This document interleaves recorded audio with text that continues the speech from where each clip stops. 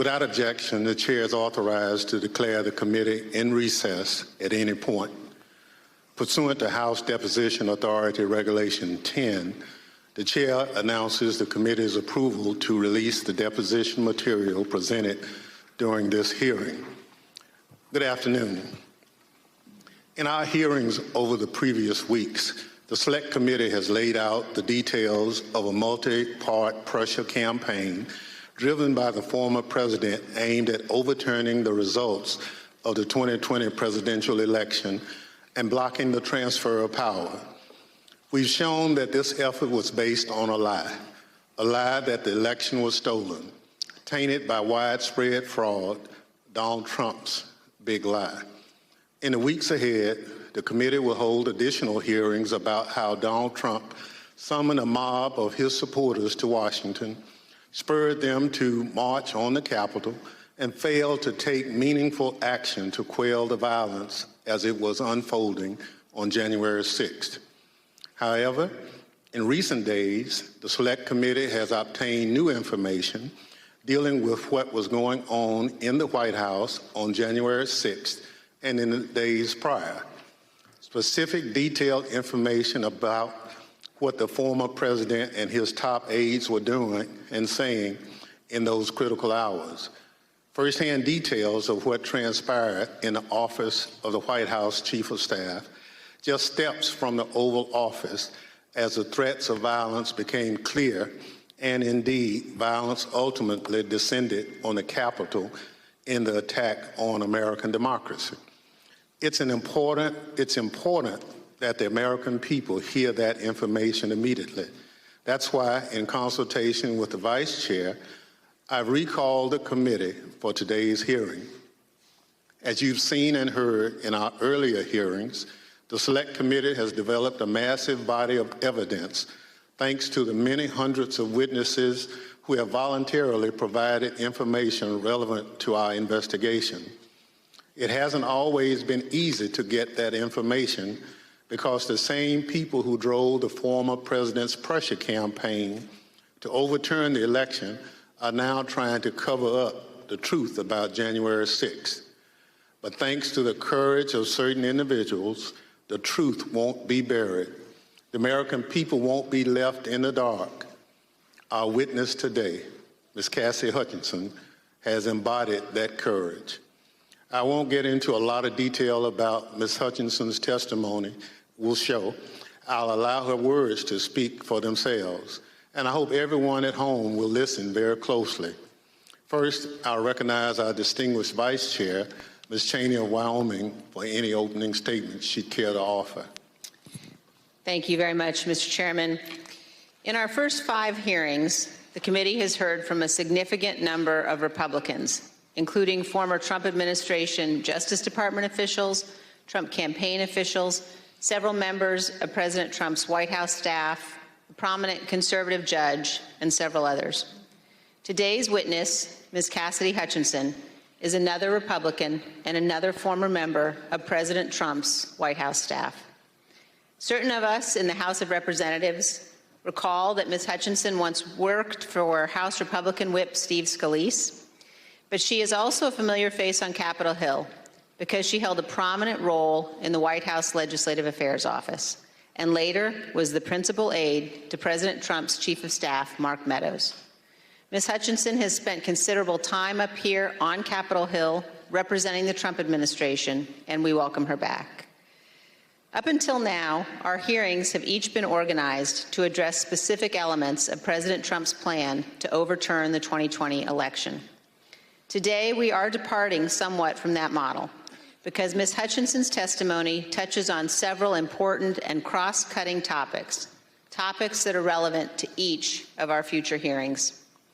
In her role working for the White House Chief of Staff, Ms. Hutchinson handled a vast number of sensitive issues. She worked in the West Wing, several steps down the hall from the Oval Office. Ms. Hutchinson spoke daily with members of Congress, with high-ranking officials in the administration, with senior White House staff, including Mr. Meadows, with White House counsel, lawyers, and with Mr. Tony Ornato, who served as the White House Deputy Chief of Staff. She also worked on a daily basis with members of the Secret Service who were posted in the White House. In short, Ms. Hutchinson was in a position to know a great deal about the happenings in the Trump White House. Ms. Hutchinson has already sat for 4 videotaped interviews with committee investigators, and we thank her very much for her cooperation and for her courage. We will cover certain, but not all, relevant topics within Ms. Hutchinson's knowledge today. Again, our future hearings will supply greater detail, putting the testimony today in a broader and more complete context. Today, you will hear Ms. Hutchinson relate certain firsthand observations of President Trump's conduct on January 6th. You will also hear new information regarding the actions and statements of Mr. Trump's senior advisors that day, including his Chief of Staff, Mark Meadows, and his White House counsel. And we will begin to examine evidence bearing on what President Trump and members of the White House staff knew about the prospect for violence on January 6th, even before that violence began. To best communicate the information the committee has gathered, we will follow the practice of our recent hearings, playing videotape testimony from Ms. Hutchinson and others, and also posing questions to Ms. Hutchinson live. Mr. Chairman, I yield back. Thank you very much. Our witness today is Ms. Cassie Hutchinson, who served in the Trump administration in the White House Office of Legislative Affairs from 2019 to 2020, and as a special assistant to the President in the White House Chief of Staff's office from March 2020 through January 2021. I will now swear in our witness. The witness will please stand and raise her right hand. Do you swear or affirm under penalty of perjury that the testimony you're about to give is the truth, the whole truth, and nothing but the truth? So help you God. Thank you. You may be seated. Let the record reflect the witness answered in the affirmative. I now recognize myself for questions. Ms. Hutchinson, I'd like to start with a few questions about your background. These are some photographs we've obtained highlighting your career. These show you with members of Congress, including Steve Scalise, as well as the White House with leader Kevin McCarthy and Jim Jordan. Others show you with the President and members of Congress aboard Air Force One. Before you worked in the White House, you worked on Capitol Hill for Representative Steve Scalise, the Republican whip, and Senator Ted Cruz. And then in 2019, you moved to the White House and served there until the end of the Trump administration in 2020. When you started at the White House, you served in the Office of Legislative Affairs. We understand that you were initially hired as a staff assistant, but were soon promoted to a position of greater responsibility. Can you explain your role for the committee? When I moved over to the White House Chief of Staff's office with Mr. Meadows when he became the 4th Chief of Staff, it's difficult to describe a typical day. I was a special assistant to the President and an advisor to the Chief of Staff. The days depended on what the President was doing that day, and that's kind of how my portfolio was reflected. I had a lot of outreach with members of Congress, senior cabinet officials. I would work on policy issues with relevant internal components and members on the Hill, as well as security protocol at the White House complex for Mr. Meadows and the President. And then you received another promotion in March 2020. At that time, you became the principal aide to the new White House Chief of Staff, Mark Meadows. Is that right? That's correct, sir. What did a typical day look like for you in your work with Mr. Meadows? It varied with what was going on. We spent a lot of time on the Hill.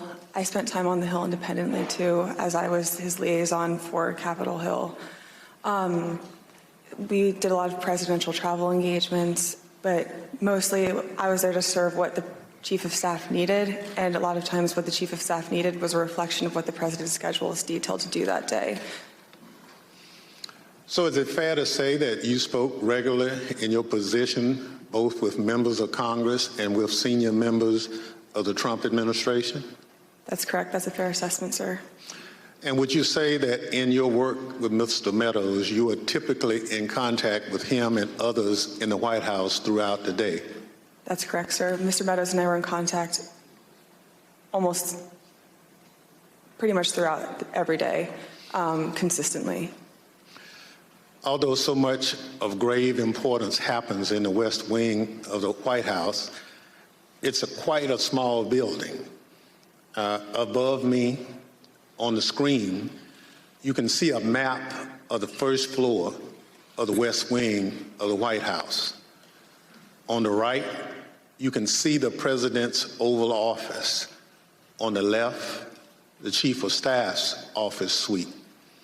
Within the Chief of Staff's office suite is the heart of the West Wing, was your desk, which was between the Vice President's office, Ms. Kirshner's office, and the Oval Office.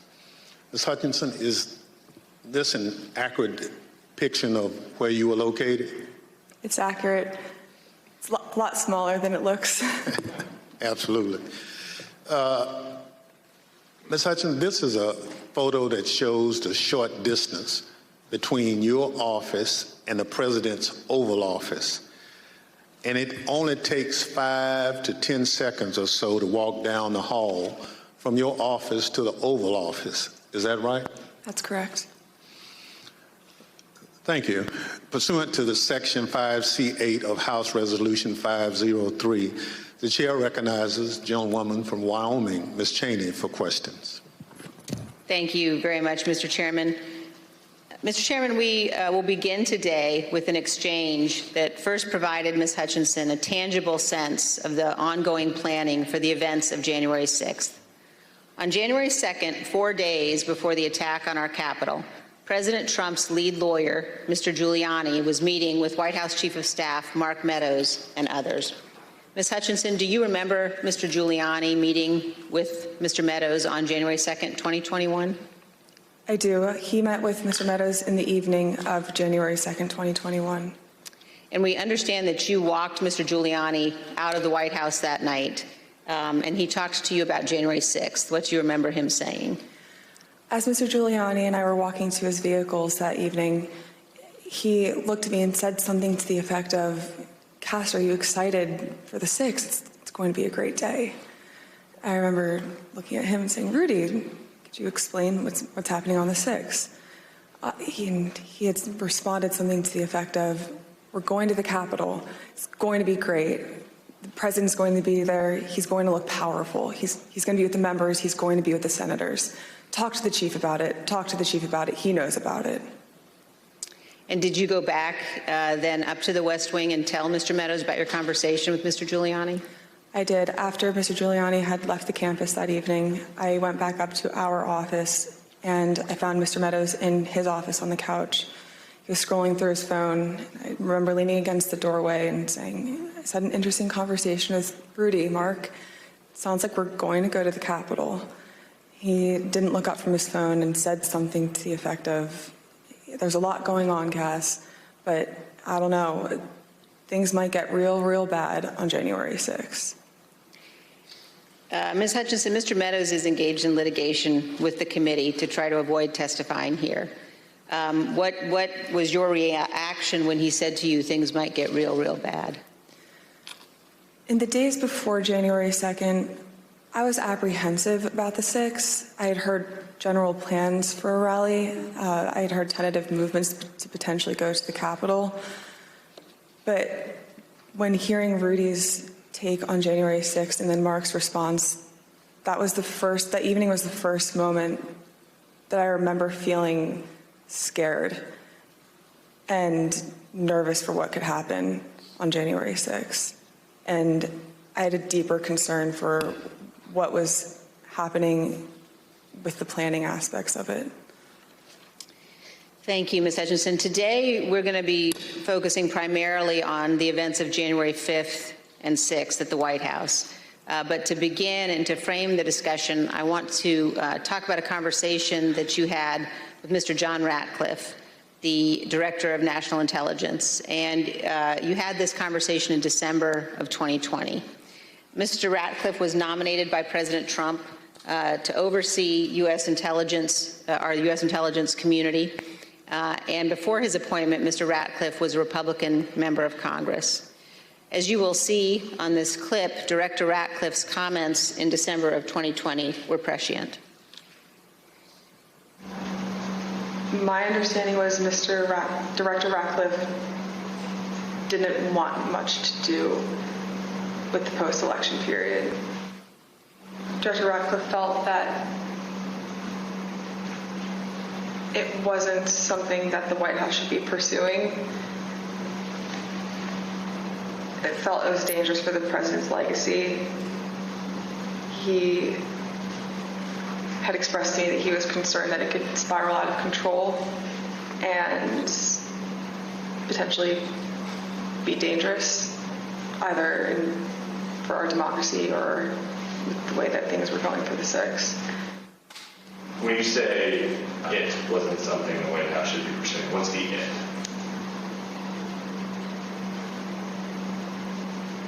Trying to fight the results of the election, finding missing ballots, pressuring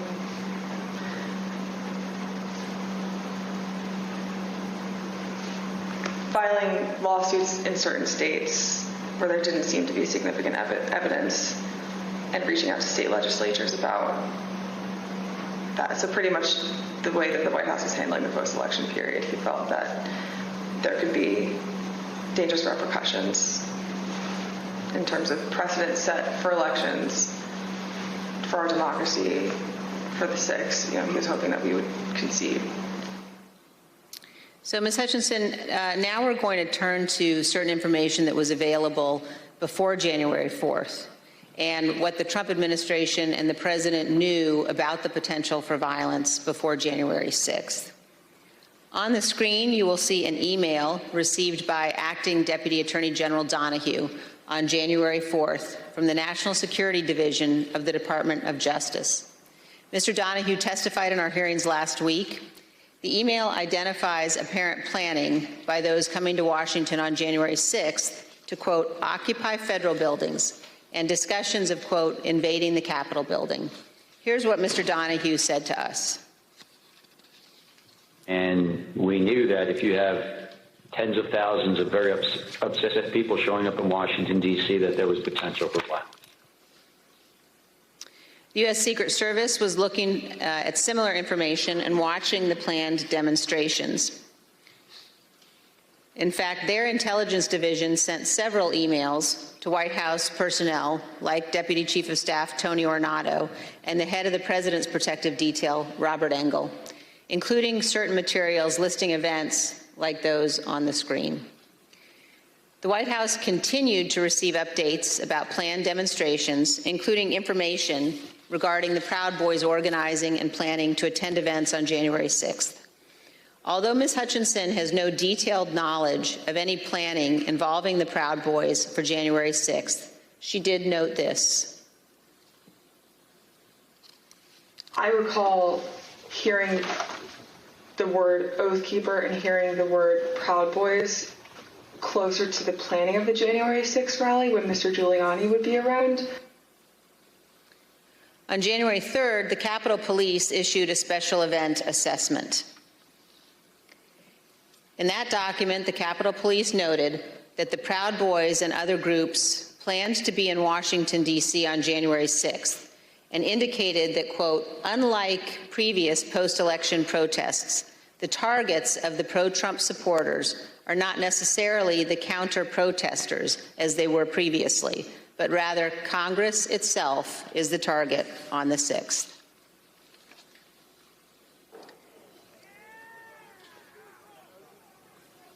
Of course, we all know now that the Proud Boys showed up on January 6th, marched from the Washington Monument to the Capitol that day, and led the riotous mob to invade and occupy our Capitol.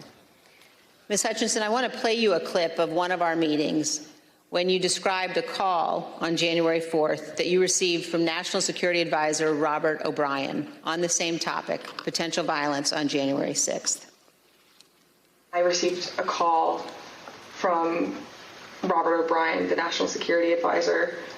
He had asked if he could speak with Mr. Meadows about potential words of violence that he was hearing that were potentially going to happen on the Hill on January 6th.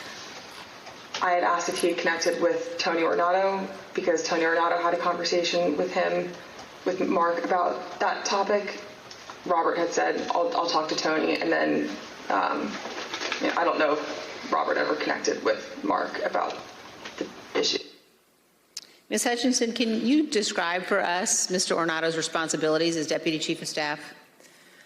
The Deputy Chief of Staff position at the White House for operations is arguably one of the most important positions that somebody can hold.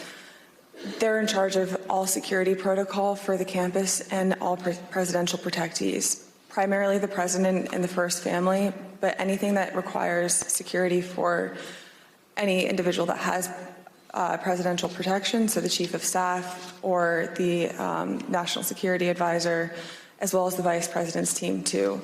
Tony would oversee all of that, and he was the conduit for security protocol between White House staff and the United States Secret Service.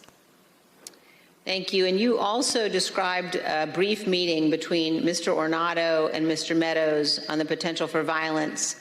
The meeting was on January 4th. They were talking about the potential for violence on January 6th. Let's listen to a clip of that testimony. Remember, Mr. Ornato had talked to him about intelligence reports. I remember Mr. Ornato coming in and saying that we had intel reports saying that there could potentially be violence on the 6th. You also told us about reports of violence and weapons that the Secret Service were receiving on the night of January 5th and throughout the day on January 6th. Is that correct? That's correct. There are reports that police in Washington, D.C. had arrested several people with firearms or ammunition following a separate pro-Trump rally in Freedom Plaza on the evening of January 5th. Are those some of the reports that you recall hearing about? They are. Of course, the world now knows that the people who attacked the Capitol on January 6th had many different types of weapons. When a president speaks, the Secret Service typically requires those attending to pass through metal detectors, known as magnetometers, or MAGs for short. The Select Committee has learned that people who willingly entered the enclosed area for President Trump's speech were screened so they could attend the rally at the Ellipse. They had weapons and other items that were confiscated: pepper spray, knives, brass knuckles, tasers, body armor, gas masks, batons, blunt weapons.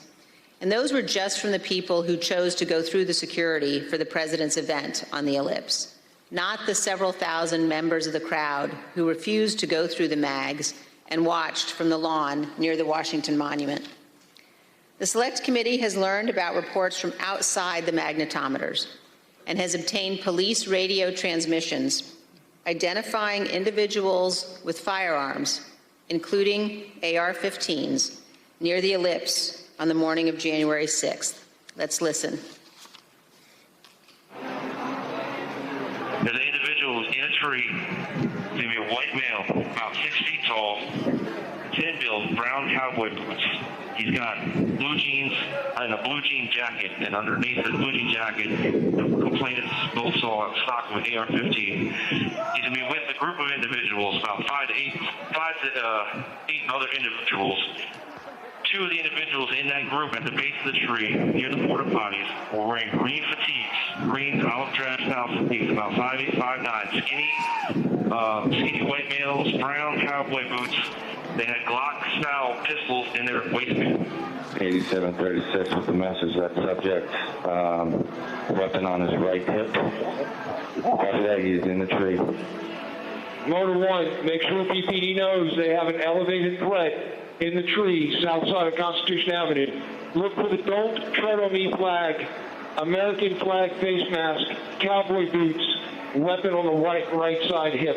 I got 3 men walking down the street in fatigue carrying AR-15. Copy at 14th and Independence.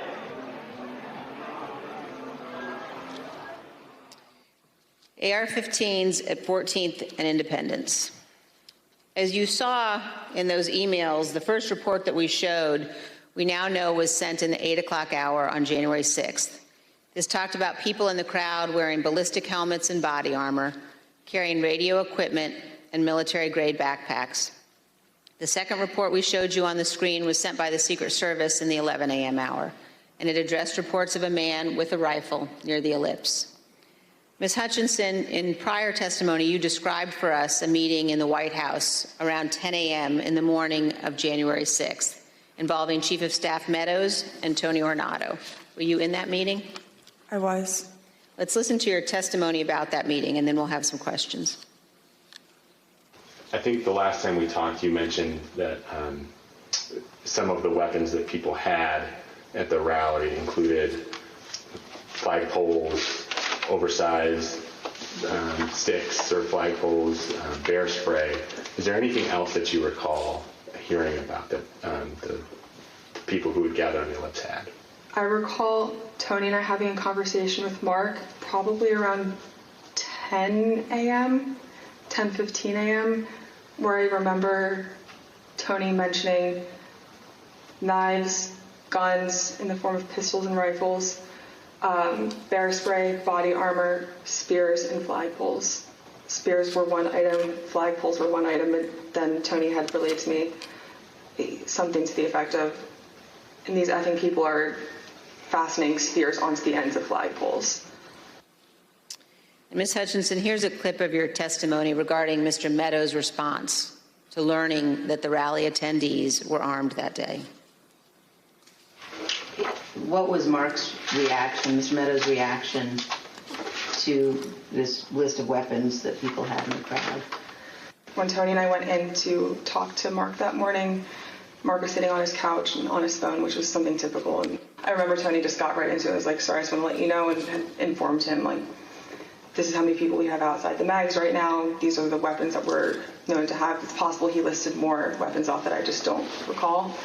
And gave him a brief and concise explanation, but also fairly thorough. And I remember distinctly Mark not looking up from his phone. And I remember Tony finishing his explanation and it taking a few seconds for Mark to say something, to the point where I almost said, Mark, did you hear him? And then Mark chimed in and was like, all right, anything else? Still looking down at his phone.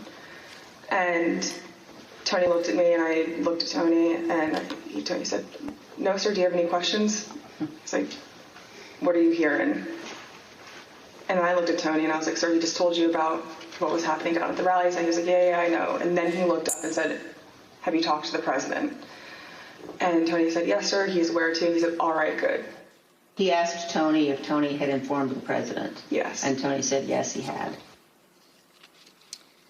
So, Ms. Hutchinson, is it your understanding that Mr. Ornato told the president about weapons at the rally on the morning of January 6th? That's what Mr. Ornato relayed to me. And here's how you characterize Mr. Meadows' general response when people raised concerns about what could happen on January 6th. So at the time, in the days leading up to the 6th, there were lots of public reports about how things might go bad on the 6th, and even the potential for violence. If I'm hearing you correctly, what stands out to you is that Mr. Meadows did not share those concerns, or at least did not act on those concerns? Did not act on those concerns would be accurate. But other people raised them to him? Like in this exchange, you mentioned that Mr. Ornato pulled him aside. That's correct. Ms. Hutchinson, we're going to show now an exchange of texts between you and Deputy Chief of Staff Ornato. And these text messages were exchanged while you were at the ellipse. In one text, you write, but the crowd looks good from this vantage point as long as we get the shot. He was effing furious. And the text messages also stress that President Trump kept mentioning the OTR, an off-the-record movement. We're going to come back and ask you about that in a minute. But could you tell us, first of all, who it is in the text who was furious? The he in that text that I was referring to was the president. And why was he furious, Ms. Hutchinson? He was furious because he wanted the arena that we had on the Ellipse to be maxed out at capacity for all attendees. The advance team had relayed to him that the mags were free-flowing.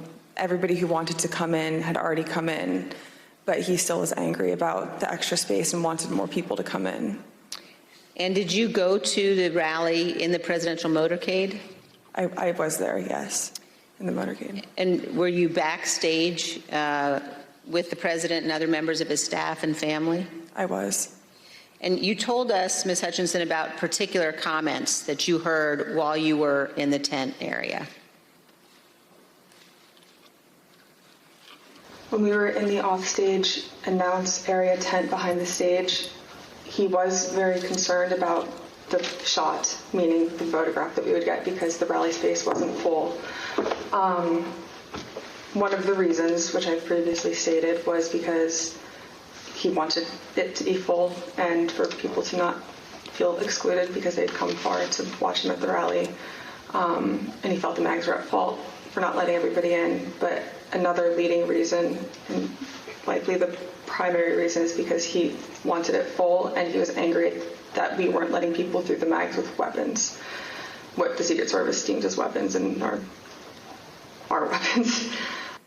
But when we were in the offstage announce tent, I was part of a conversation. I was in the vicinity of a conversation where I overheard the president say something to the effect of, I don't effing care that they have weapons. They're not here to hurt me. Take the effing mags away. Let my people in. They can march to the Capitol from here. Let the people in. Take the effing mags away. Just to be clear, Ms. Hutchinson, is it your understanding that the president wanted to take the mags away and said that the armed individuals were not there to hurt him? That's a fair assessment.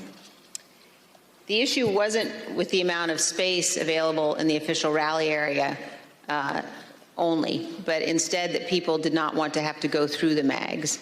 Let's listen to a portion of what you told us about that.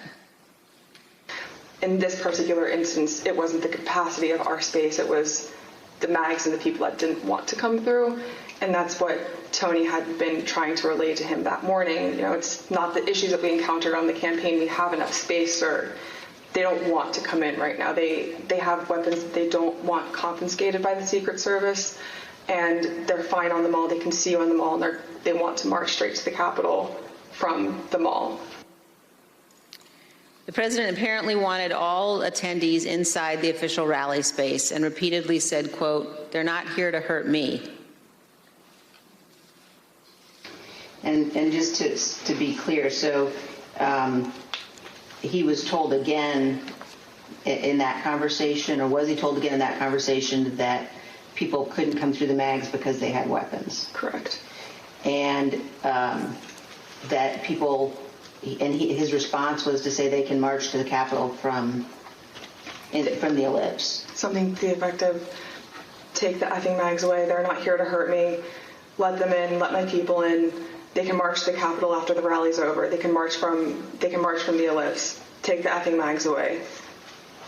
Then they can march to the Capitol.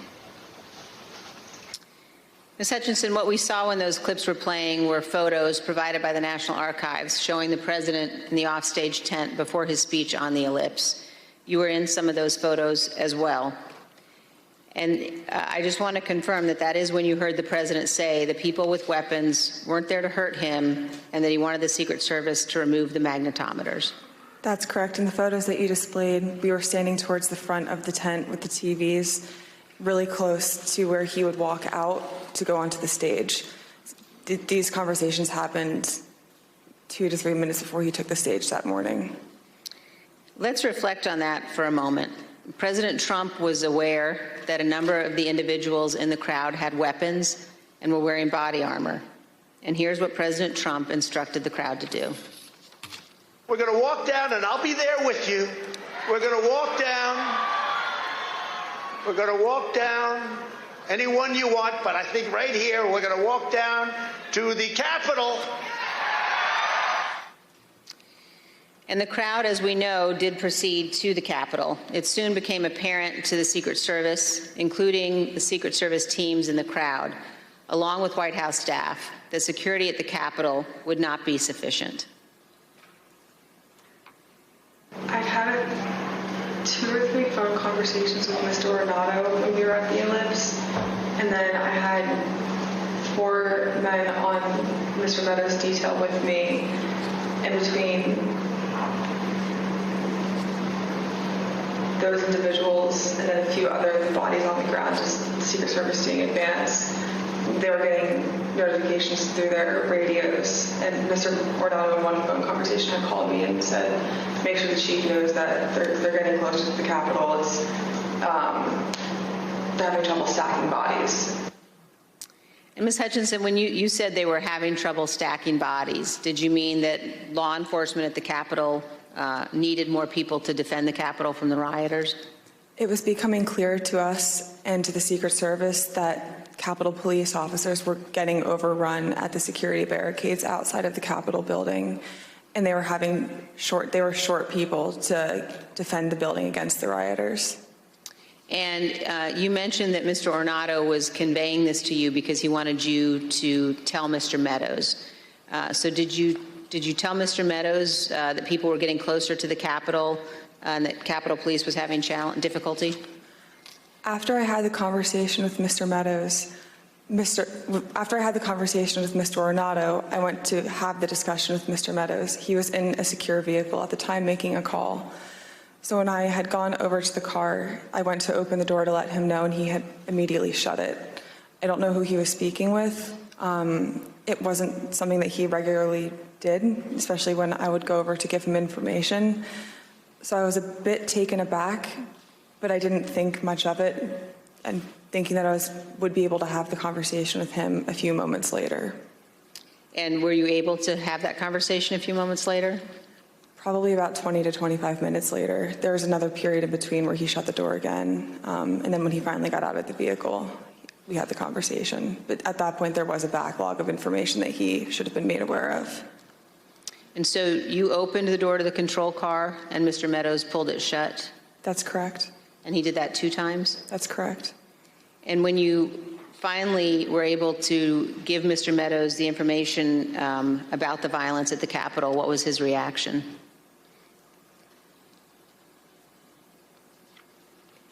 He almost had a lack of reaction. I remember him saying, all right, something to the effect of, how much longer does the president have left in his speech? Again, much of this information about the potential for violence was known or learned before the onset of the violence, early enough for President Trump to take steps to prevent it. He could, for example, have urged the crowd at the Ellipse not to march to the Capitol. He could have condemned the violence immediately once it began, or he could have taken multiple other steps. But as we will see today and in later hearings, President Trump had something else in mind. One other question at this point, Ms. Hutchinson. Were you aware of concerns that White House counsel Pat Cipollone or Eric Hirschman had about the language President Trump used in his Ellipse speech? There were many discussions the morning of the 6th about the rhetoric of the speech that day. In my conversations with Mr. Hirschman, he had relayed that we would be foolish to include language that had been included at the president's request, which had lines along to the effect of, fight for Trump, we're going to march to the Capitol, I'll be there with you, fight for me, fight for what we're doing, fight for the movement. Things about the vice president at the time, too. Both Mr. Hirschman and White House counsel's office were urging the speechwriters to not include that language for legal concerns and also for the optics of what it could portray the president wanting to do that day. And we just heard the president say that he would be with his supporters as they marched to the Capitol. Even though he did not end up going, he certainly wanted to. Some have questioned whether President Trump genuinely plans to come here to the Capitol on January 6th. In his book, Mark Meadows falsely wrote that after President Trump gave his speech on January 6th, he told Mr. Meadows that he was, quote, speaking metaphorically about the walk to the Capitol. As you will see, Donald Trump was not speaking metaphorically. As we heard earlier, Rudy Giuliani told Ms. Hutchinson that Mr. Trump plans to travel to the Capitol on January 6th. I want to pause for just a moment to ask you, Ms. Hutchinson, to explain some of the terminology you will hear today. We've heard you use two different terms to describe plans for the president's movement to the Capitol or anywhere else. One of those is a scheduled movement, and another one is OTR. Could you describe for us what each of those mean? A scheduled presidential movement is on his official schedule. It's notified to the press and to a wide range of staff that will be traveling with him. It's known to the public, known to the Secret Service, and they're able to coordinate the movement days in advance. An off-the-record movement is confined to the knowledge of a very, very small group of advisors and staff. Typically, a very small group of staff would travel with him, mostly that are just included in the national security package. You can pull an off-the-record movement together in less than an hour.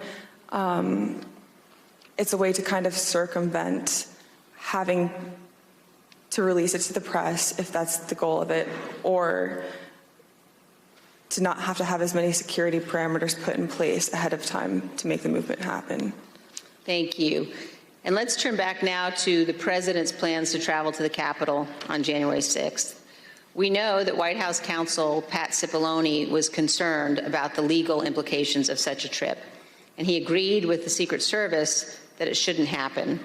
Ms. Hutchinson, did you have any conversations with Pat Cipollone about his concerns about the president going to the Capitol on January 6th? On January 3rd, Mr. Cipollone had approached me, knowing that Mark had raised the prospect of going up to the Capitol on January 6th. Mr. Cipollone and I had a brief private conversation where he said to me, we need to make sure that this doesn't happen. This would be legally a terrible idea for us. We have serious legal concerns if we go up to the Capitol that day. And he then urged me to continue relaying that to Mr. Meadows, because it's my understanding that Mr. Cipollone thought that Mr. Meadows was indeed pushing this along with the president. And we understand, Ms. Hutchinson, that you also spoke to Mr. Cipollone on the morning of the 6th as you were about to go to the rally on the Ellipse. And Mr. Cipollone said something to you like, make sure the movement to the Capitol does not happen. Is that correct? That's correct. I saw Mr. Cipollone right before I walked out onto West Exec that morning, and Mr. Cipollone said something to the effect of, please make sure we don't go up to the Capitol, Cassidy. Keep in touch with me. We're going to get charged with every crime imaginable if we make that movement happen. And do you remember which crimes Mr. Cipollone was concerned with? In the days leading up to the 6th, we had conversations about potentially obstructing justice or defrauding the electoral count. Let's hear about some of those concerns that you mentioned earlier in one of your interviews with us. Having a private conversation with Pat late in the afternoon of 3rd or the 4th, that Pat was concerned it would look like we were obstructing justice or obstructing the electoral college count. And I apologize for probably not being very firm with my legal terms here, but that it would look like we were obstructing what was happening on Capitol Hill. And he was also worried that it would look like we were inciting a riot or encouraging a riot to erupt on the Capitol, at the Capitol. In fact, in the days before January 6th and on January 6th itself, President Trump expressed to multiple White House aides that he wanted to go to the Capitol after his speech. Here's what various White House aides have told the committee about the president's desire to go to the Capitol. Did the president tell you this, that he wanted to speak at the Capitol? Correct, yes. During the meeting in the dining room, did the idea of the president proceeding or walking to the Capitol on the 6th after his speech come up? Walking to the Capitol? No. Driving to the Capitol? It came up. Okay, how did it come up and what was discussed? You brought it up. You said, I want to go down to the Capitol. What about him marching to the Capitol on the 6th? Yes. Tell us about that. So it's kind of a general thing. I mean, to get into the specifics of it, I was aware of the desire of the president to potentially march to the or accompany the rally attendees to the Capitol. When did you first hear about this idea of the president accompanying rally attendees to the Capitol on the 6th? Well, this was at the 6th. This was during the after he finished his remarks. When the president said that he would be going to the Capitol during his speech on the ellipse, the Secret Service scrambled to find a way for him to go. We know this from witnesses and the Secret Service, also from messages among staff on the President's National Security Council. The NSC staff were monitoring the situation in real time, and you can see how the situation evolved in the following chat log that the committee has obtained. As you can see, NSC staff believed that Mogul, the president, was, quote, going to the Capitol, and, quote, they are finding the best route now. From these chats, we also know the staff learned of the attack on the Capitol in real time. When President Trump left the ellipse stage at 1:10, the staff knew that rioters had invaded the inaugural stage and Capitol Police were calling for all available officers to respond. When Republican leader Kevin McCarthy heard the president say he was going to the Capitol, he called you, Ms. Hutchinson. Isn't that right? That's correct. And in this text message, you told Tony Ornato, quote, McCarthy just called me too. And do you guys think you're coming to my office? Tell us about the call that day with Leader McCarthy during the president's speech on the ellipse. I was still in the tent behind the stage, and when you're behind the stage, you can't really hear what's going on in front of you. So when Mr. McCarthy called me with this information, I answered the call and he sounded rushed, but also frustrated and angry at me. And I was confused because I didn't know what the president had just said. He then explained, the president just said he's marching to the Capitol. You told me this whole week you aren't coming up here. Why would you lie to me? I said, I'm not lying. I wasn't lying to you, sir. We're not going to the Capitol. And he said, well, he just said it on stage, Cassidy. Figure it out. Don't come up here. I said, I'll run the traps on this and I'll shoot you a text. I can assure you we're not coming up to the Capitol. We've already made that decision. He pressed a little bit more, believing me, but I think frustrated that the president had said that. And we ended the phone conversation after that. I called Mr. Ornato to reconfirm that we weren't going to the Capitol, and which was also in our text messages. I sent Mr. McCarthy another text telling him the affirmative that we were not going up to the Capitol, and he didn't respond after that. And we understand, Ms. Hutchinson, that the plans for the president to come up to the Capitol had included discussions at some point about what the president would do when he came up to the Capitol on January 6th. Let's look at a clip of one of your interviews discussing that issue with the committee.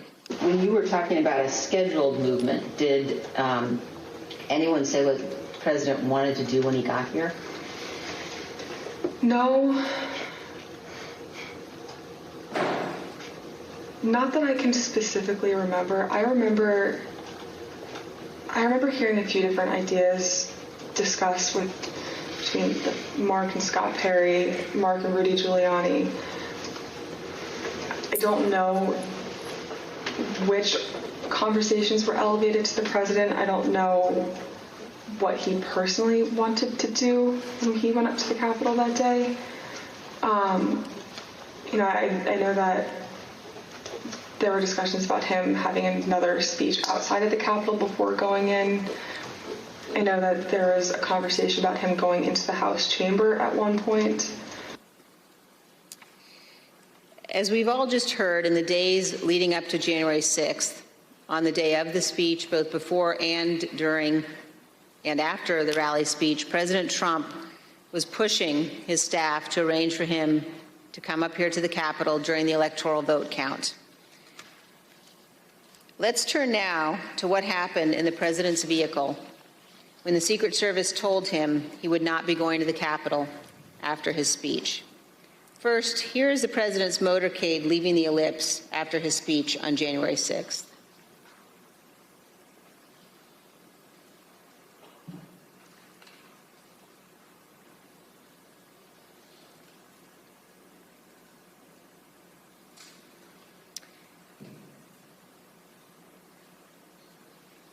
Ms. Hutchinson, when you returned to the White House in the motorcade after the president's speech, where did you go? When I returned to the White House, I walked upstairs towards the Chief of Staff's office, and I noticed Mr. Ornato lingering outside of the office. And once we had made eye contact, he quickly waved me to go into his office, which was just across the hall from mine. When I went in, he shut the door, and I noticed Bobby Engel, who is the head of Mr. Trump's security detail, sitting in a chair, just looking somewhat discombobulated and a little lost. And I looked at Tony, and he had said, "Did you effing hear what happened in the Beast?" I said, "No, Tony, I just got back. What happened?" Tony proceeded to tell me that when the president got in the Beast, he was under the impression from Mr. Meadows that the off-the-record movement to the Capitol was still possible and likely to happen, but that Bobby had more information. So once the president had gotten into the vehicle with Bobby, he thought that they were going up to the Capitol, and when Bobby had relayed to him, "We're not, we don't have the assets to do it, it's not secure, we're going back to the West Wing," the president had a very angry response to that. Tony described him as being irate. The president said something to the effect of, "I'm the effing president, take me up to the Capitol now."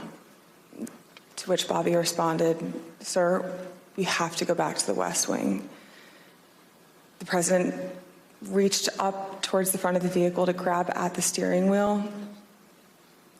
Mr. Engel grabbed his arm, said, "Sir, you need to take your hand off the steering wheel. We're going back to the West Wing. We're not going to the Capitol." Mr. Trump then used his free hand to lunge towards Bobby Engel, and when Mr. Ornato had recounted this story to me, he had motioned towards his clavicles. And was Mr. Engel in the room as Mr. Ornato told you this story? He was. Did Mr. Engel correct or disagree with any part of the story from Mr. Ornato? Mr. Engel did not correct or disagree with any part of the story. Did Mr. Engel or Mr. Ornato ever after that tell you that what Mr. Ornato had just said was untrue? Neither Mr. Ornato nor Mr. Engel told me ever that it was untrue. And despite this altercation, this physical altercation, during the ride back to the White House, President Trump still demanded to go to the Capitol. Here's what Kayleigh McEnany, the White House press secretary at the time, wrote in her personal notes and told the committee about President Trump's desire to go to the Capitol after returning to the White House. When you wrote POTUS wanted to walk to the Capitol, was that based solely on what the president said during his speech or anything that he or anybody else said afterwards? So to the best of my recollection, I believe when we got back to the White House, he said he wanted to physically walk with the marchers. And according to my notes, he then said he'd be fine with just riding the Beast. But to the best of my recollection, he wanted to be a part of the march in some fashion. Okay, and just for the record, the Beast refers to the presidential limousine? Yes. President Trump did not go to the Capitol that day. We understand that he blamed Mark Meadows for that. So prior to leaving the rally site, when he got off the stage and everybody was making the movement back to the motorcade, I had overheard Mr. Meadows say to him then, as I had prior to Mr. Trump taking the stage that morning, that he was still working on getting an off-the-record movement to the Capitol. So when Mr. Trump took the stage, he was under the impression via Mr. Meadows that it was still possible. So when he got off the stage, I had relayed to Mr. Meadows that I had another conversation with Tony. The movement was still not possible. Mr. Meadows said, okay. And then as they proceeded to go to the motorcade, and Mr. Meadows had reiterated, we're going to work on it, so I talked to Bobby. Bobby has more information. Mark got into his vehicle. To my understanding, Trump got into the Beast. And after we had all arrived back at the White House, later in the day, it had been relayed to me via Mark that the president wasn't happy that Bobby didn't pull it off for him and that Mark didn't work hard enough to get the movement on the books. The physical altercation that Ms. Hutchinson described in the presidential vehicle was not the first time that the president had become very angry about issues relating to the election. On December 1, 2020, Attorney General Barr said in an interview that the Department of Justice had not found evidence of widespread election fraud sufficient to change the outcome of the election. Ms. Hutchinson, how did the president react to hearing that news? Around the time that I understand the AP article went live, I remember hearing noise coming from down the hallway, so I poked my head out of the office, and I saw the valet walking towards our office. He had said, get the chief down to the dining room, the president wants him. So Mark went down to the dining room and came back to the office a few minutes later. After Mark had returned, I left the office and went down to the dining room, and I noticed that the door was propped open and the valet was inside the dining room changing the tablecloth off of the dining room table. He motioned for me to come in and then pointed towards the front of the room near the fireplace mantle and the TV, where I first noticed there was ketchup dripping down the wall and there's a shattered porcelain plate on the floor. The valet had articulated that the president was extremely angry at the Attorney General's AP interview and had thrown his lunch against the wall, which was causing them to have to clean up. So I grabbed a towel and started wiping the ketchup off of the wall to help the valet out. And he said something to the effect of, he's really ticked off about this. I would stay clear of him for right now. He's really, really ticked off about this right now. And Ms. Hutchinson, was this the only instance that you are aware of where the president threw dishes? It's not. And are there other instances in the dining room that you recall where he expressed his anger? There were several times throughout my tenure with the Chief of Staff that I was aware of him either throwing dishes or flipping the tablecloth to let all the contents of the table go onto the floor and likely break or go everywhere. And Ms. Hutchinson, Attorney General Barr described to the committee the president's angry reaction when he finally met with President Trump. Let's listen. And I said, look, I know that you're dissatisfied with me, and I'm glad to offer my resignation. And he pounded the table very hard. Everyone sort of jumped, and he said, accept it. Mr. Chairman, I reserve. Gentlewoman reserves. The chair requests those in the hearing room to remain seated until the Capitol Police have escorted our witness from the room. Pursuant to the order of the committee of today, the chair declares the committee in recess for a period of approximately 10 minutes. And with the gavel coming down, Benny Thompson, the chair, recesses after the most dramatic testimony from the witness. Cassidy Hutchinson, describing the fury of the president when he was told by the Secret Service when he got back into the vehicle known as the Beast, the armored vehicle, that it was too dangerous for him to go up to the Capitol as he had planned, as he wanted to. She had also testified that there was a plan that they'd first heard about on the 2nd and the 3rd about that, to go up to the Capitol, and that, in fact, the President of the United States got in an altercation, a physical altercation with Bobby Engel, the head of his Secret Service detail. He tried to grab the steering wheel and lunged at Engel when the Secret Service, the head of the presidential detail, grabbed his arm and stopped him from doing that. Katie Tur is with me. I want to play that clip of Cassidy Hutchinson's extraordinary testimony of what she was told. Now, this part was hearsay, but she had also observed many other things, including that the president had thrown plates and broken plates at previous times, on December 1st in particular, when the Attorney General Bill Barr said that there had been no evidence of election fraud. Okay, let's play that clip and we'll discuss it the other side. Bobby had relayed to him, we don't have the assets to do it. It's not secure. We're going back to the West Wing. The president had very strong, a very angry response to that. Tony described him as being irate. The president said something to the effect of, "I'm the effing president, take me up to the Capitol now." To which Bobby responded, "Sir, we have to go back to the West Wing."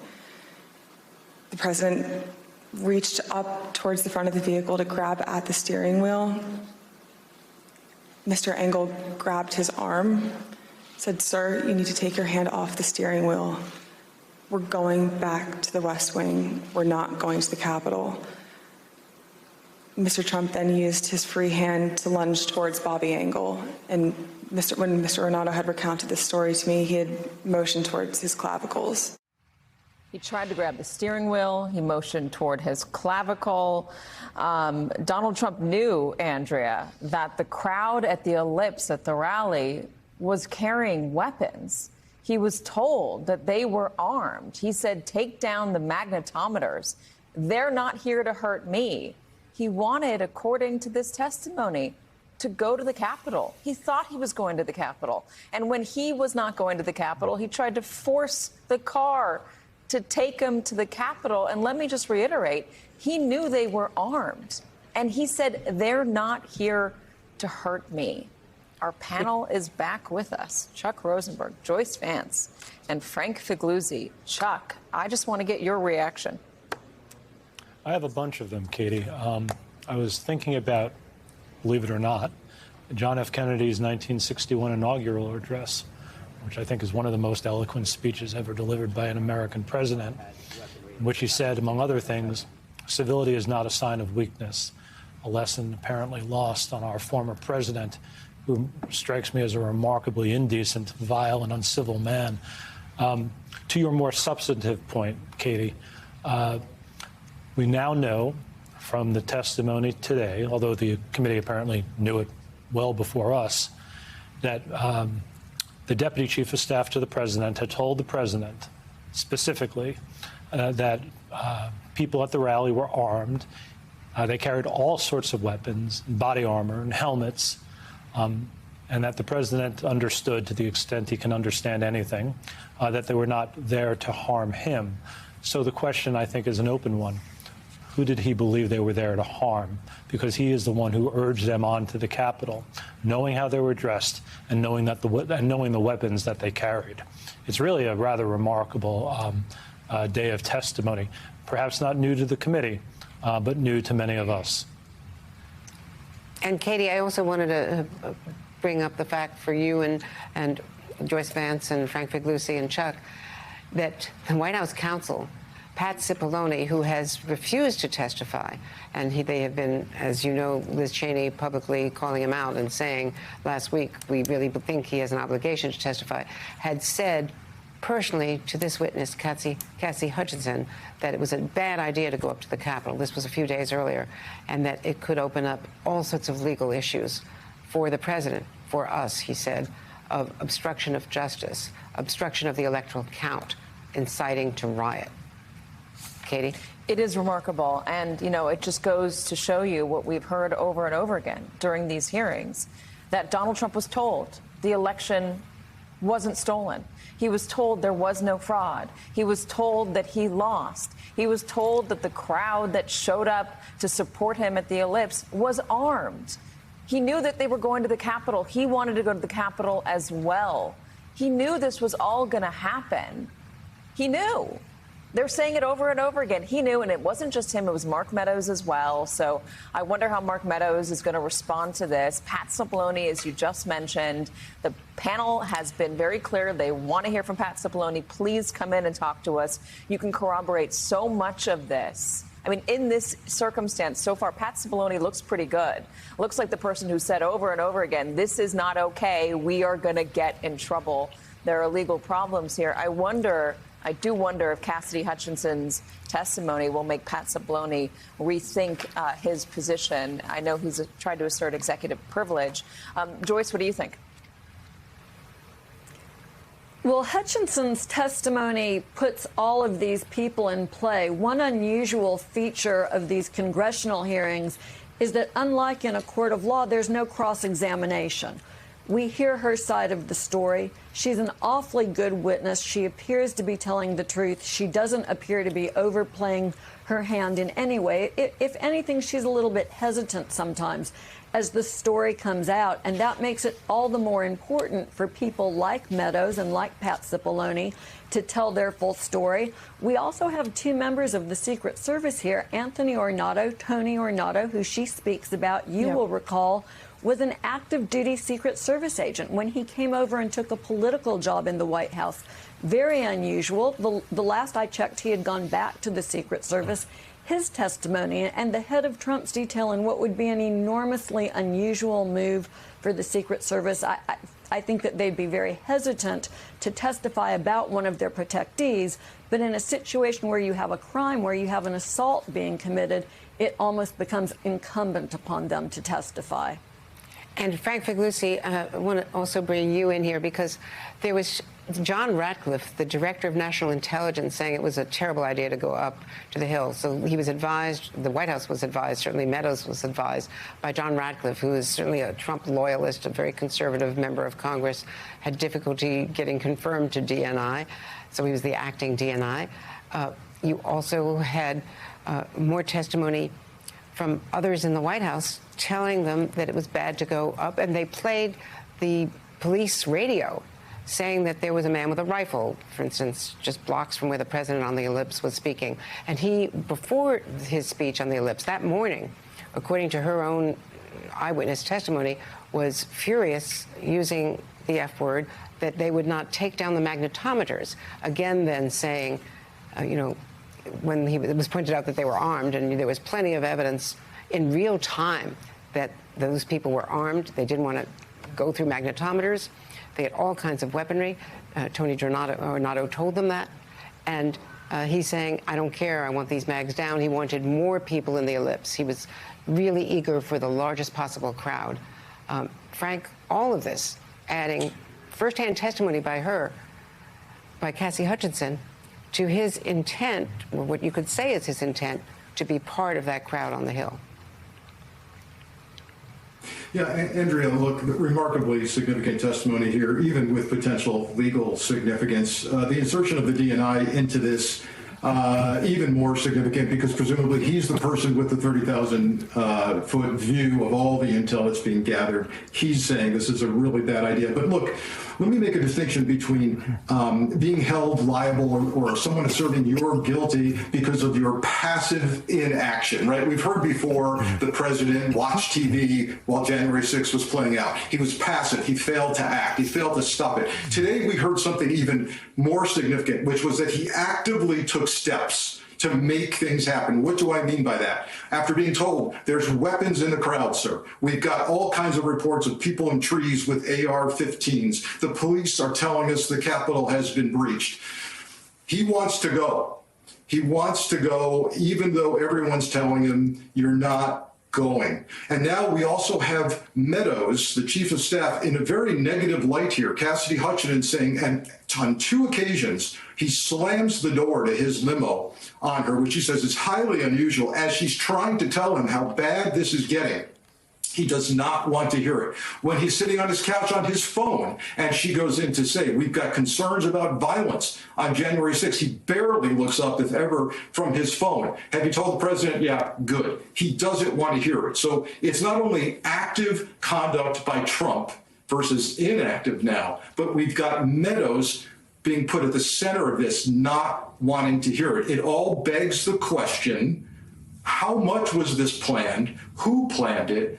How was Meadows involved? How is Rudy Giuliani, whose name has been invoked several times today by Ms. Hutchinson? This speaks to, or at least has us infer, pre-planning, pre-knowledge. All right, so we have a statement from Donald Trump from Truth Social, and it follows in line with what we've heard Donald Trump say about other people who have said things that could get him into trouble. Here's what he says. I hardly know who this person, Cassidy Hutchinson, is, other than I heard very negative things about her, a total phony and leaker. And when she requested to go with certain others of the team to Florida after my having served a full term in office, I personally turned her request down. Why did she want to go with us if she felt we were so terrible? I understand that she was very upset and angry that I did not want her to go or be a member of the team. She is bad news. He said this about a number of other folks in the past who have said things that he didn't like, including his campaign manager, Paul Manafort, campaign chairman. I do want to play that moment that she testified to about the knowledge that the people in the crowd at Donald Trump's rally on the Ellipse on January 6th had weapons. Let's listen. You also described a brief meeting between Mr. Ornato and Mr. Meadows on the potential for violence. The meeting was on January 4th. They were talking about the potential for violence on January 6th. Let's listen to a clip of that testimony. I remember Mr. Ornato had talked to him about intelligence reports. I remember Mr. Ornato coming in and saying that we had intel reports saying that there could potentially be violence on the 6th. I just want to say the committee took pains to establish her credibility and where she was, where Cassidy Hutchinson sat in the Oval Office, who she spoke to, the interactions she had every day, what information she was privy to. I think anticipating how Donald Trump was going to respond to her testimony. Chuck, to you, I know we keep talking about this, but I think it's worth going back to you on this. If you're Merrick Garland and you're watching this and you see that Donald Trump was told that people had weapons on the Ellipse, and he apparently said, take the magnetometers down. What do you do with that if you're Merrick Garland? Yeah, I believe the president was also quoted as saying they're not here to hurt me, begging the question, who are they here to hurt? One note of caution, Katie, by my very quick and rough math, the committee has probably heard from 1,000 witnesses, and that probably means 5,000 or 6,000 hours of deposition testimony. We've now seen somewhere between 10 and 12 hours of it. So if you're Merrick Garland, this is all well and good, but there's another 99.9% of the evidence that you have to review in order to make an informed judgment. And to Joyce's point from earlier, and I'm really not trying to be a wet blanket here, there also has to be the ability for your evidence to withstand cross-examination. And that's a hard thing to do. They're getting closer, but there's a lot of work left to be done for the department if they want to charge. And we can see the witnesses back at the table. Benny Thompson is in the chair. The hearing is about to resume. Katie, extraordinary testimony about the temper of the president. That doesn't mean it's illegal, but it certainly talks to his behavior. Feel bad both for that in the White valet House, having to clean the ketchup up, right, don't you? in the state dining room. Exactly. The committee will be in order. Chair recognizes a gentlewoman from Wyoming, Vice Chair Cheney. Thank you, Mr. Chairman. Before we turn to what Ms. Hutchinson saw and heard in the White House during the violent attack on the Capitol on January 6th, let's discuss certain communications White House Chief of Staff Mark Meadows had on January 5th. President Trump's associate, Roger Stone, attended rallies during the afternoon and the evening of January 5th in Washington, D.C. On January 5th and 6th, Mr. Stone was photographed with multiple members of the Oath Keepers, who were allegedly serving as his security detail. As we now know, multiple members of that organization have been charged with or pled guilty to crimes associated with January 6th. Mr. Stone has invoked his Fifth Amendment privilege against self-incrimination before this committee. General Michael Flynn has also taken the fifth before this committee. Mr. Stone previously had been convicted of other federal crimes unrelated to January 6th. General Flynn had pleaded guilty to a felony charge also predating and unrelated to January 6th. President Trump pardoned General Flynn just weeks after the presidential election. The sentence Roger Stone was to serve. The night before January 6th, President Trump instructed his Chief of Staff, Mark Meadows, to contact both Roger Stone and Michael Flynn regarding what would play out the next day. Ms. Hutchinson, is it your understanding that President Trump asked Mark Meadows to speak with Roger Stone and General Flynn on January 5th? That's correct. That is my understanding. And Ms. Hutchinson, is it your understanding that Mr. Meadows called Mr. Stone on the 5th? I'm under the impression that Mr. Meadows did complete both a call to Mr. Stone and General Flynn the evening of the 5th. And do you know what they talked about that evening, Ms. Hutchinson? I'm not sure.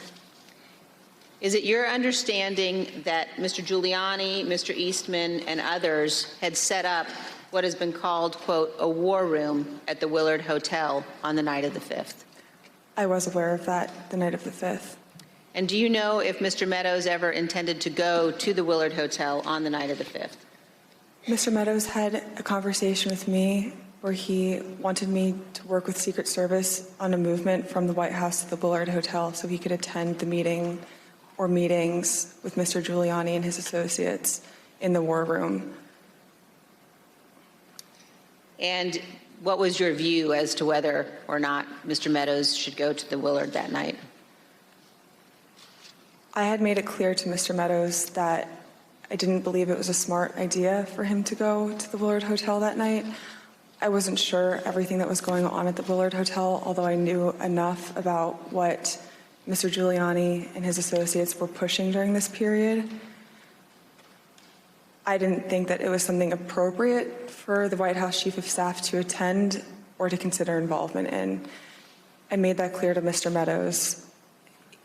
Throughout the afternoon, he mentioned a few more times going up to the Willard Hotel that evening and then eventually dropped the subject the night of the 5th and said that he would dial in instead. So General Flynn has appeared before this committee, and when he appeared before our committee, he took the 5th. Let's briefly view a clip of General Mike Flynn taking the Fifth Amendment. General Flynn, do you believe the violence on January 6th was justified? Do we have a minute? Yes.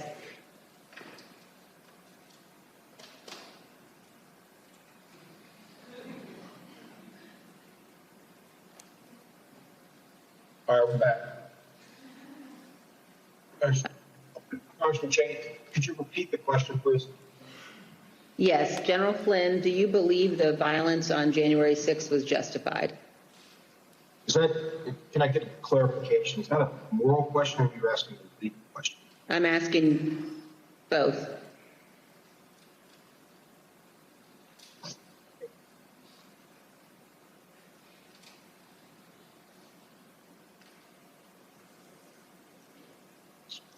I said, Do you believe the violence on January 6th was justified morally? Take the 5th. You believe the violence on January 6th was justified legally? 5th.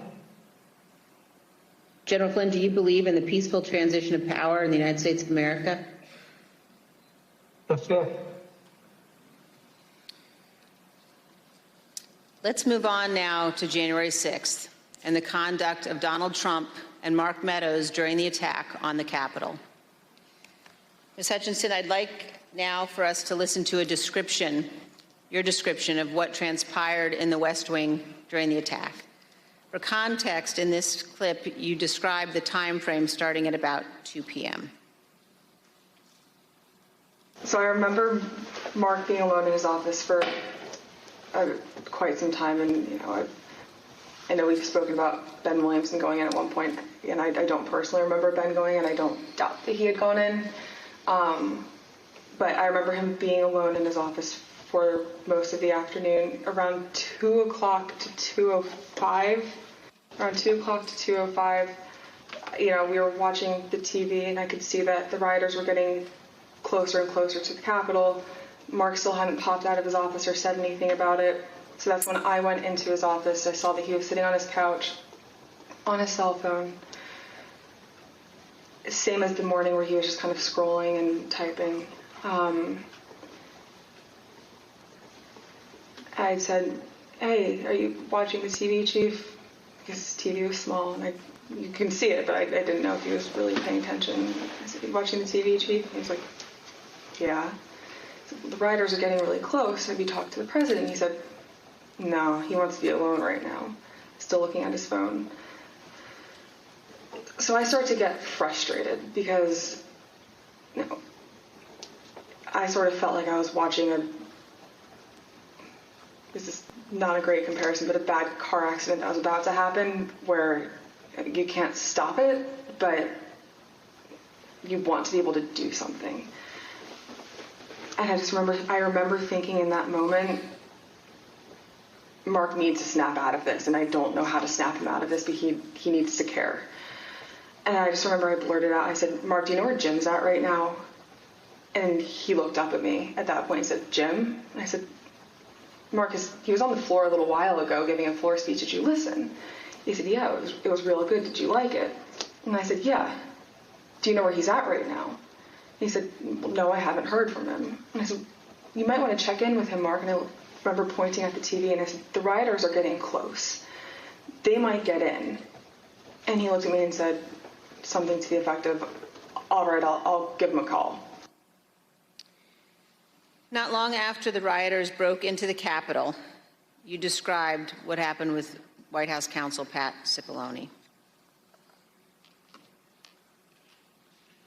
No more than a minute and a half later, I see Pat Cipollone barreling down the hallway towards our office and rushed right in, looked at me, said, "Is Mark in his office?" And I said, "Yes." He just looked at me and started shaking his head and went over, opened Mark's office door, stood there with the door propped open, and said something to Mark is still sitting on his phone. I remember glancing and he's still sitting on his phone. And I remember Pat saying to him something to the effect of, "The rioters have gotten to the Capitol, Mark. We need to go down and see the president now." And Mark looked up at him and said, "He doesn't want to do anything, Pat."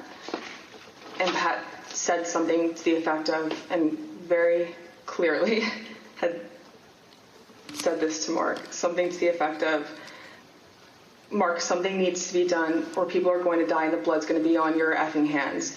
This is getting out of control. I'm going down there." And at that point, Mark stood up from his couch, both of his phones in his hand. He had his glasses on still. He walked out with Pat. He put both of his phones on my desk and said, "Let me know if Jim calls." And they walked out and went down to the dining room. A few minutes later, Representative Jordan called back. A couple minutes later, so likely around between 2:15 and 2:25. I know the tweet went out at 2:24. I don't remember if I was there when the tweet went out or if it happened right afterwards, but Jim had called. I answered the phone, said 1 second. He knew it was, I guess he knew it was me. I introduced myself, but I don't remember if he called my cell phone or if he had called one of Mark's. But I answered the phone and said, 1 sec, Mark's on the hall. I'm going to go hand the phone to him. He said, "Okay." So I went down. I asked the valet if Mark was in the dining room. The valet said yes. I opened the door to the dining room, briefly stepped in to get Mark's attention, showed him the phone, flipped the phone his way so he could see it said Jim Jordan. He had stepped to where I was standing there holding the door open, took the phone talking to Jim with the door still propped open. So I took a few steps back. So I probably was 2 feet from Mark. He was standing in the doorway going to the Oval Office dining room. They had a brief conversation, and in the crossfires, I heard briefly like what they were talking about, but in the background, I had heard conversations in the Oval dining room at that point talking about the hang Mike Pence chants. That clip ended, Ms. Hutchinson, with you recalling that you heard the President, Mr. Meadows, and the White House counsel discussing the hang Mike Pence chants. And then you described for us what happened next. It wasn't until Mark hung up the phone, handed it back to me. I went back to my desk. A couple minutes later, him and Pat came back, possibly Eric Hirschman too. I'm pretty sure Eric Hirschman was there. But I'm confident it was Pat that was there. I remember Pat saying something to the effect of, Mark, we need to do something more. They're literally calling for the vice president to be effing hung. And Mark had responded something to the effect of, you heard him, Pat. He thinks Mike deserves it. He doesn't think they're doing anything wrong. To which Pat said something, this is effing crazy.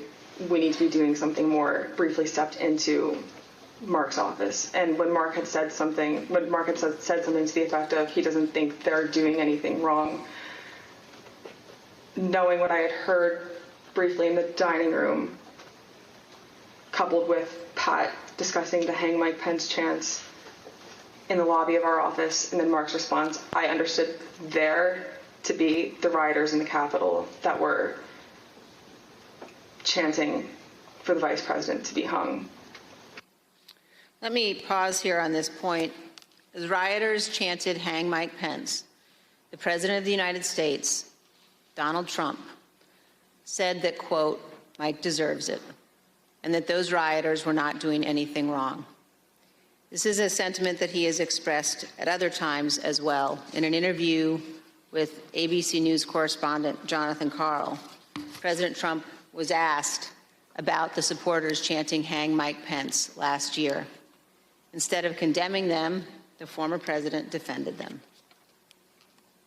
Because it's common sense, John. It's common sense that you're supposed to protect. How can you, if you know a vote is fraudulent, right?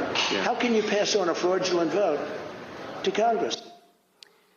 President Trump's view that the rioters were not doing anything wrong and that, quote, Mike deserved it, helps us to understand why the president did not ask the rioters to leave the Capitol for multiple hours. In fact, he put this tweet out at 2:24 p.m. Ms. Hutchinson, do you recall seeing this tweet in which the president said the vice president did not have the courage to do what needed to be done? I do.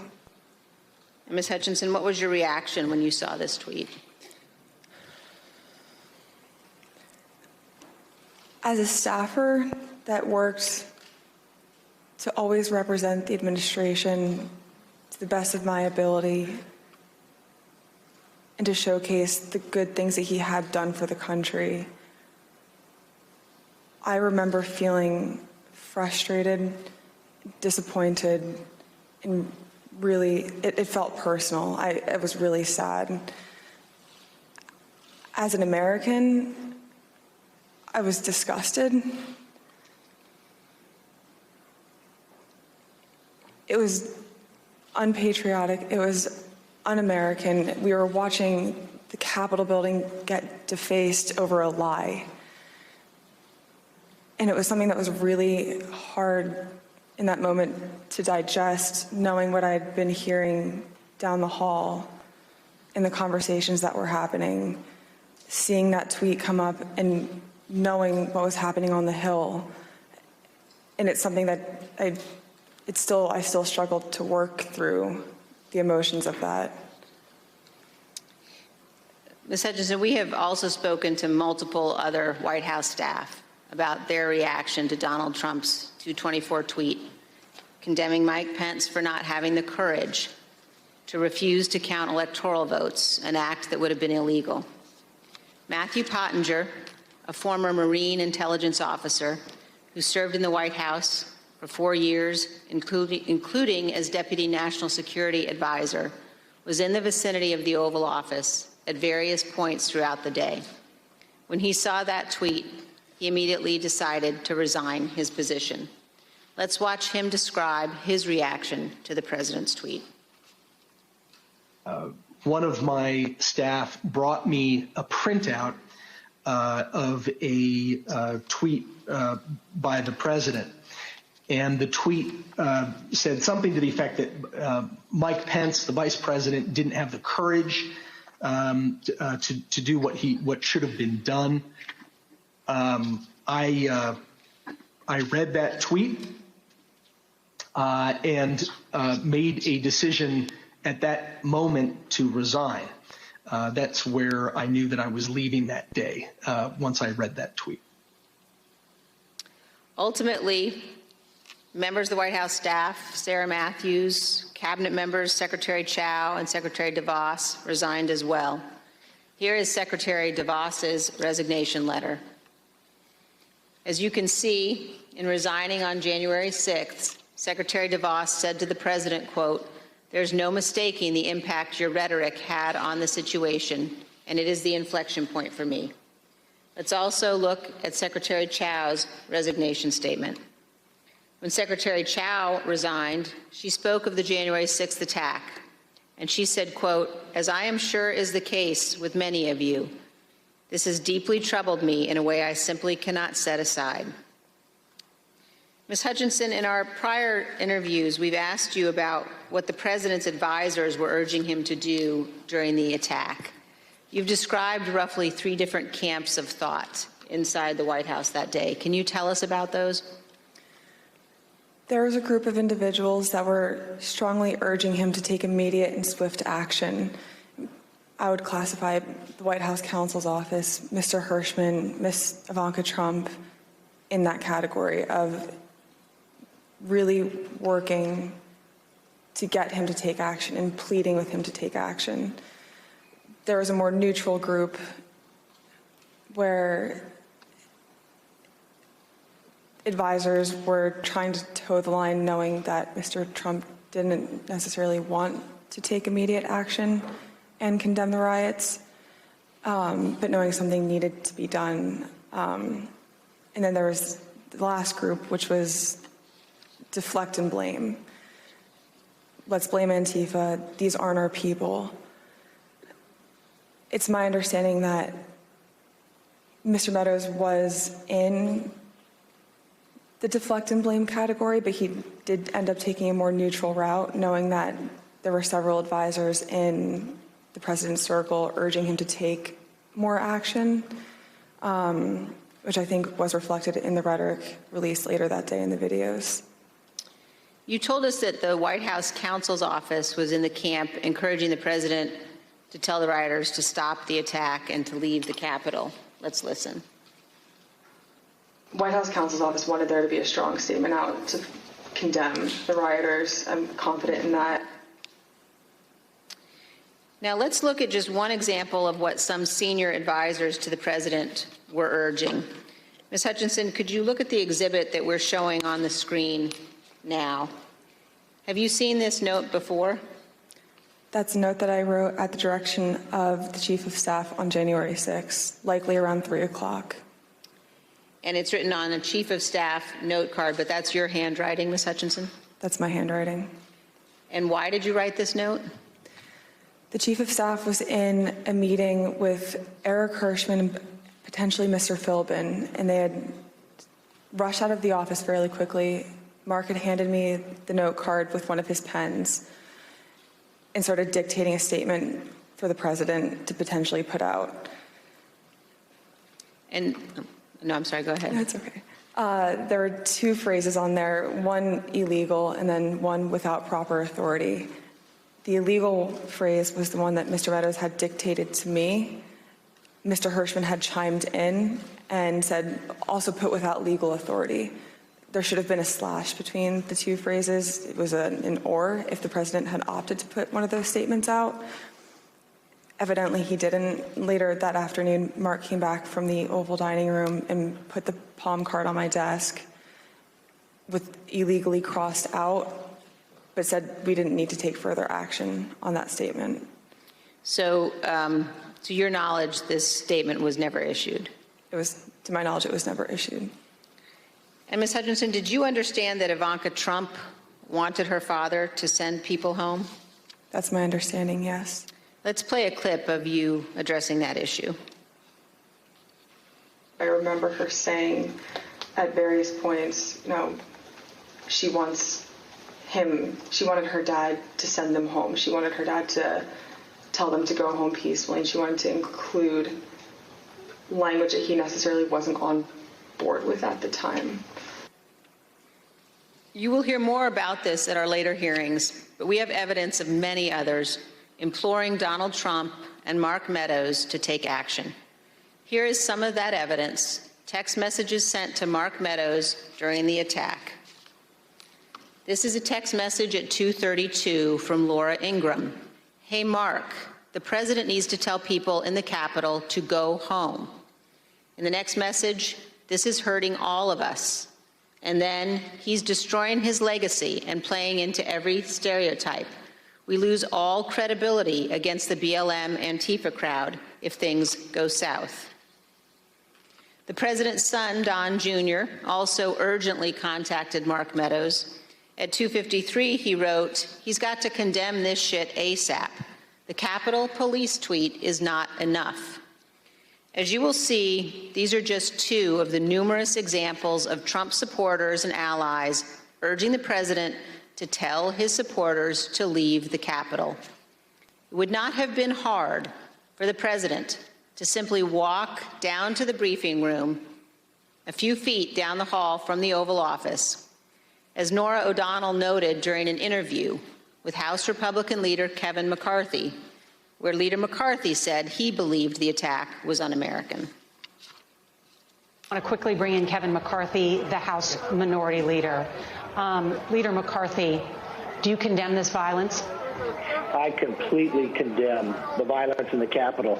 What we're currently watching unfold is un-American. I am disappointed. I'm sad. This is not what our country should look like.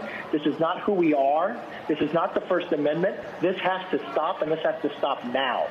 Leader McCarthy, the President of the United States has a briefing room steps from the Oval Office. The cameras are hot 24/7, as you know.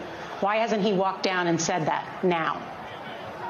I conveyed to the president what I think is best to do, and I'm hopeful the president will do it. Republican House member Mike Gallagher also implored the president to call off the attack. Mr. President, you have got to stop this. You are the only person who can call this off. Call it off. The election is over. Call it off. This is bigger than you. It's bigger than any member of Congress. It is about the United States of America, which is more important than any politician. Call it off. It's over. Despite the fact that many people close to Donald Trump were urging him to send people home, he did not do so until later, much later. At 4:17 p.m., Donald Trump finally told the rioters to go home and that he loved them. Here's a portion of the video President Trump recorded from the White House. We have to have peace. So go home. We love you. You're very special. You've seen what happens. You see the way others are treated that are so bad and so evil. I know how you feel. But go home and go home in peace. But as we will show in even greater detail in future hearings, Donald Trump was reluctant to put this message out, and he still could not bring himself to condemn the attack. Ms. Hutchinson has told us that too. The one that he put out at 4:17. I'm sure you've discussed it, and just to elaborate if I hadn't already at that point, I recall him being reluctant to film the video on the 6th. I was not involved in any of the logistics or the planning for that video. I just remember seeing the video go out and feeling a little shocked after it went out. On the evening of January 6th and the day after, the president's family and his senior staff and others tried to encourage the president to condemn the violence and commit to the peaceful transition of power. At 3:31 p.m. on January 6th, Sean Hannity of Fox News texted Mark Meadows. Mr. Hannity said, quote, "Can he make a statement? I saw the tweet. Ask people to leave the Capitol." Later that evening, Mr. Hannity sent another text message to Mark Meadows. This time, he shared a link to a tweet. That tweet reported that President Trump's cabinet secretaries were considering invoking the 25th Amendment to remove President Trump from office. As you can see on the screen, the 25th Amendment to the Constitution creates a process for the transition of power if a president is unfit or unable to serve. The 25th Amendment has never been used to remove a president. But the committee has learned that after the attack on the U.S. Capitol, this was being discussed by members of President Trump's cabinet as a way of stripping the full power of the presidency from Donald Trump. President Trump's supporters were worried.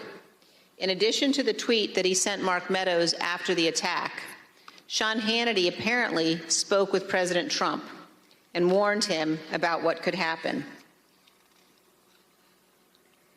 We understand that this text message that Sean Hannity sent to Kayleigh McEnany on January 7th shows what Mr. Hannity said to the president. First, no more stolen election talk.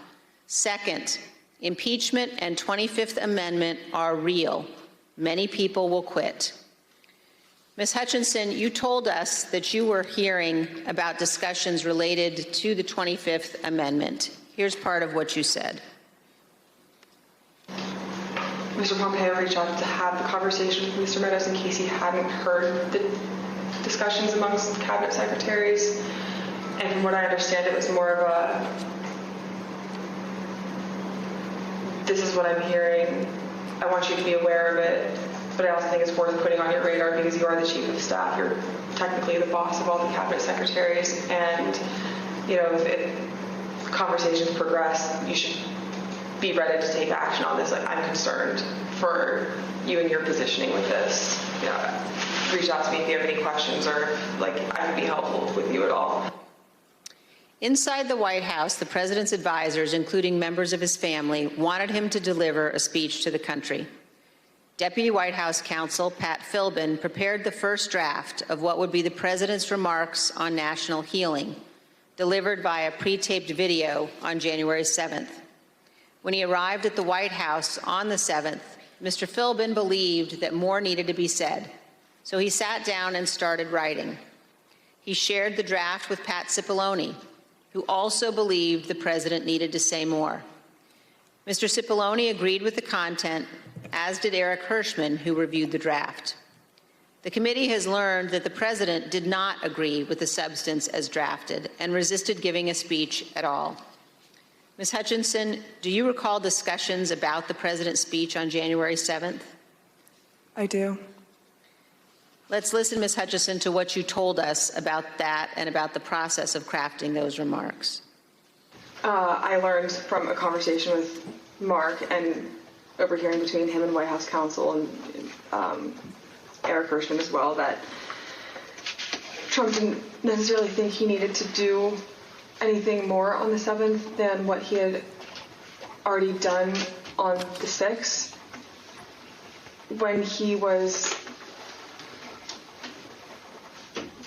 convinced to put out a video on the 7th, I understand that he had a lot of opinions about what the context of that announcement were to entail. I had original drafts of the speech where, you know, there were several lines that didn't make it in there about prosecuting the rioters or calling them violent.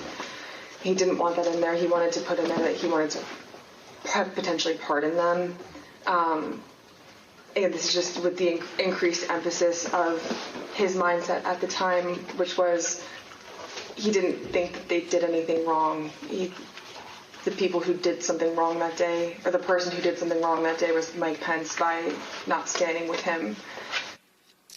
But the president's advisors urged him to give the speech. Who convinced him to do the video on the 7th? I'm not sure who convinced him or if it was a group of people that convinced him. Who was in the group that you're aware of? That I'm aware of. Mark, Ivanka, Jared Kushner, Eric Hirschman, Pat Cipollone, Pat Philbin. Those are people that I'm aware of. Do you know why that group of people thought it was necessary for him to release a statement? I believe Kelly McEnany as well.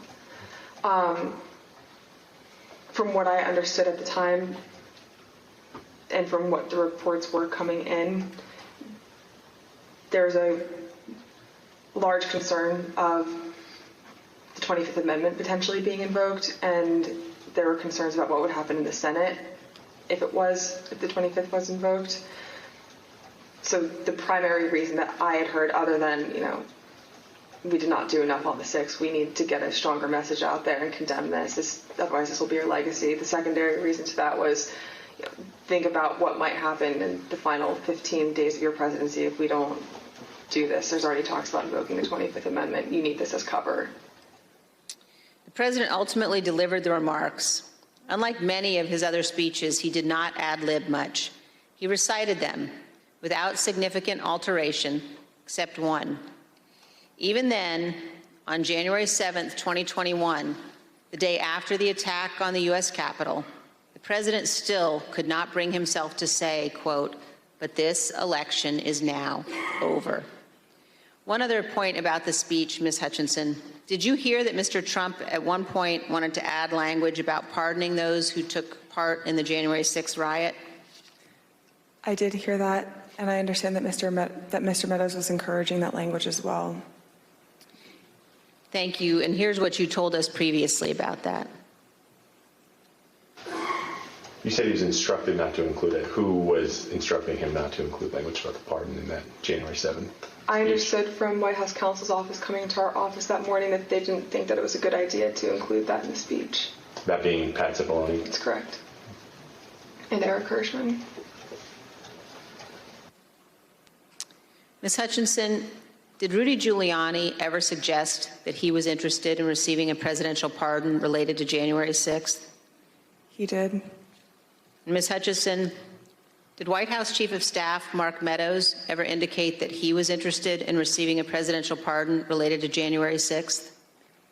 Mr. Meadows did seek that pardon. Yes, ma'am. Thank you, Ms. Hutchinson. Mr. Chairman, I yield back. I want to thank our witness for joining us today. The members of the Select Committee may have additional questions for today's witness, and we ask that you respond expeditiously in writing to those questions. Without objections, members will be permitted 10 business days to submit statements for the record, including opening remarks and additional questions for the witness. Without objection, the chair recognizes the vice chair for a closing statement. Thank you very much, Mr. Chairman. I want to begin by thanking Ms. Hutchinson for her testimony today. We are all in her debt. Our nation is preserved by those who abide by their oaths to our Constitution. Our nation is preserved by those who know the fundamental difference between right and wrong. And I want all Americans to know that what Ms. Hutchinson has done today is not easy. The easy course is to hide from the spotlight, to refuse to come forward, to attempt to downplay or deny what happened. That brings me to a different topic. While our committee has seen many witnesses, including many Republicans, testify fully and forthrightly, this has not been true of every witness. And we have received evidence of one particular practice that raises significant concern. Our committee commonly asks witnesses connected to Mr. Trump's administration or campaign whether they've been contacted by any of their former colleagues or anyone else who attempted to influence or impact their testimony. Without identifying any of the individuals involved, let me show you a couple of samples of answers we received to this question. First, here's how one witness described phone calls from people interested in that witness's testimony. Quote, "What they said to me is as long as I continue to be a team player, they know I'm on the right team. I'm doing the right thing. I'm protecting who I need to protect. You know I'll continue to stay in good graces in Trump world. And they have reminded me a couple of times that Trump does read transcripts, and just keep that in mind as I proceed through my interviews with the committee." Here's another sample in a different context. This is a call received by one of our witnesses. Quote, "A person let me know you have your deposition tomorrow. He wants me to let you know he's thinking about you. He knows you're loyal and you're going to do the right thing when you go in for your deposition." I think most Americans know that attempting to influence witnesses to testify untruthfully presents very serious concerns. We will be discussing these issues as a committee, carefully considering our next steps. Mr. Chairman, thank you. I yield back. Gentlewoman yields back. Ms. Hutchinson, thank you. Thank you for doing your patriotic duty and helping the American people get a complete understanding of January 6th and its causes. Thank you for your courage in testifying here today. You have the gratitude of this committee and your country.